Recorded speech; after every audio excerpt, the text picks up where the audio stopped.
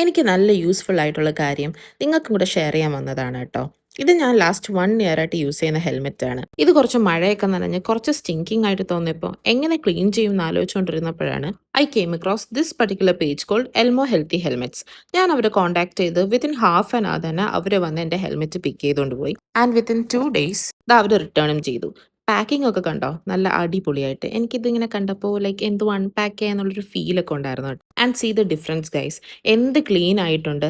അത് മാത്രമല്ല നല്ല ഫ്രേഗ്രൻസും ആയിരുന്നു. ഞാൻ ചെയ്തത് ഡീപ്പ് ഇൻറ്റൻസീവ് ക്ലീനിങ് ആണ്. 12 സ്റ്റെപ്സ് ഓഫ് ക്ലീനിങ് പ്രോസസ് ആണ് ഇതിൽ ഇൻക്ലൂഡ് ആയിരിക്കുന്നത്. അതുകൊണ്ട് നമ്മുടെ കയ്യിൽ കിട്ടുമ്പോൾ തന്നെ നല്ല ഹൈജീനിക് ആയിട്ടായിരിക്കും കിട്ടുന്നത്.